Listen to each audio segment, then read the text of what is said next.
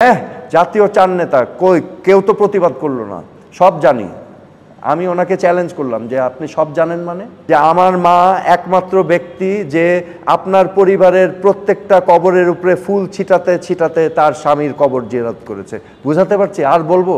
2023 সালে 3 নভেম্বর সম্ভবত আপনি 3 দফার আন্দোলন নিয়ে গণভবনের সামনে গিয়েছিলেন। সেখানে 23 সাল এবং হ্যাঁ রাইট, সেখানে আমরা একটু একটু করে শুনেছি যে আপনার সাথে শেখ হাসিনার সাথে তর্ক বিতর্ক হয়েছে, এমনকি চার নেতাকে নিয়ে অসম্মানজনক কথাও তিনি বলেছেন বলে আমরা বিভিন্ন গণমাধ্যমের মারফতে শুনেছি। কিন্তু প্রত্যক্ষদর্শীতা আপনি একটু যদি বলতেন কি হয়েছে আসলে। আর চার নেতার মতো জাতীয় নেতা তারা তো শুধু আপনার নেতা না, ওই ওনার কাছে তো ওনার বাবা ছাড়া অন্য কারো কোনো গুরুত্ব নাই,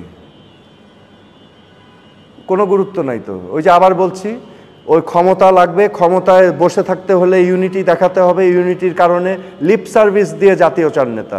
ঠিক আছে, উনি কয়বার গিয়েছে 3রা নভেম্বর বনানী কবরস্থানে?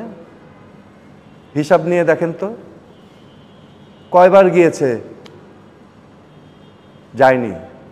ওয়াই?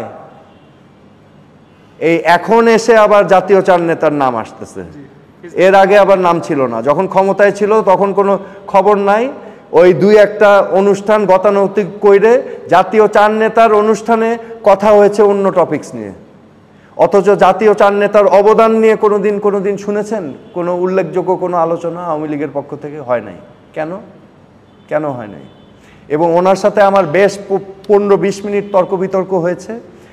ওনার ভিতরে একটা ক্ষোভ আছে যে 1975 সালে 15ই আগস্ট ওনার পিতা সহ সপরিবারে হত্যা করার পর বাংলাদেশের মানুষ প্রতিবাদ করেনি, এটা একটা ক্ষোভ। দ্বিতীয় ক্ষোভ, আমি শুনে আশ্চর্য হয়েছি ওই দিন, এই প্রথম আমাকে সরাসরি উনি বলেছেন যে হ্যাঁ, জাতীয় চার নেতা কই কেউ তো প্রতিবাদ করলো না, সব জানি। আমি ওনাকে চ্যালেঞ্জ করলাম যে আপনি সব জানেন মানে, জাতীয় চার নেতা তখন একটা মিলিটারি কু হয়েছে, তাদেরকে হাউস অ্যারেস্টে নিয়ে যাওয়া হয়েছে, ওনারা কি করবেন তখন? ওনারা জীবন দিয়ে গেল, তাও আপনি ওনাদেরকে দোষ দিচ্ছেন। আপনার বাবার সাথে বিশ্বাসঘাতকতা করে নাই, দেশের সাথে বিশ্বাসঘাতকতা করে নাই, তাও আপনার ক্ষোভ। তাজউদ্দিন সাহেবকে তো প্রধানমন্ত্রীর প্রস্তাব দেওয়া হয়েছিল, এটা তো প্রকাশ্যে অনেক মুক্তিযোদ্ধারা বলছে। সো দেখেন, এটা আবার পিছনে যেতে হয়, হ্যাঁ, কারণ এটার বিরোধটা শুরু হয়েছে 71 সালের মুক্তিযুদ্ধ নিয়ে। কারণ এখানে ঘাটলে মনে হচ্ছে যে বঙ্গবন্ধু চেয়েছিলেন আরেকটা আউটকাম এবং বাংলাদেশ নামক একটা আউটকাম এসেছে, যেটা হয়তো ওনার প্ল্যানে ছিল না। এটাই আমার কাছে এটাই মনে হয়, ব্যক্তিগত আমার প্রতিক্রিয়া এবং ইতিহাস ঘেটে যা আমি দেখতে পাই। হ্যাঁ, কারণ এটা হতেও পারে, এটা is nothing wrong in that. Bangabandhu হয়তো চেয়েছিলেন যে পাকিস্তান ফ্রেমওয়ার্কের ভিতরে হয়তো অটোনমি নিয়ে পূর্ব পাকিস্তান চলবে এবং উনি প্রধানমন্ত্রী হবেন, এবং যেই কারণে ছাত্র নেতাদেরকে ইনস্ট্রাকশন দিয়েছিলেন একটা গোলযোগ সৃষ্টি করার, যাতে পাকিস্তানিদের উপর প্রেশার সৃষ্টি হয়। ঠিক আছে, কিন্তু তাজউদ্দিন আহমেদ আবার গেলেন স্বাধীনতার রুটে। সো এবং এটা পাকিস্তানি জেনারেল যিনি অপারেশন সার্চলাইটের ইনচার্জ ছিলেন, রাও ফরমান আলী, তিনি একটা ইন্টারভিউতে বলেছেন যে আওয়ামী লীগের ভিতরে 3টা গ্রুপ ছিল, একটা লেফট মানে কমিউনিস্ট লিনিং, একটা রাইট পশ্চিম লিনিং, আর দেন দেয়ার ওয়াজ তাজউদ্দিন। এই 2 গ্রুপ পাকিস্তান ফ্রেমওয়ার্কের সমাধান চেয়েছেন, বাট তাজউদ্দিন পাকিস্তান ফ্রেমওয়ার্কের বাইরে, he wanted independence, we did not like him. পাকিস্তানিদের কথা। সো এখানে তাজউদ্দিন ছিলেন স্বাধীনতার, তাজউদ্দিন সাহেবকে পাকিস্তানের ভয় পেতেন আর্মি। রাইট।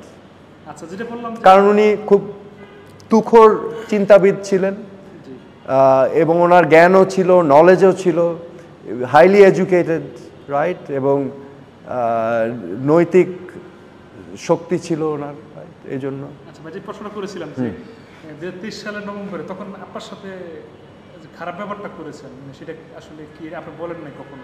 এই যে বললাম তো, এই জাতীয় চার নেতা নিয়ে অনেক বিরূপ কথা বলেছেন, এটা একটা বললাম, আমি সব কিছু তো আর বলবো না।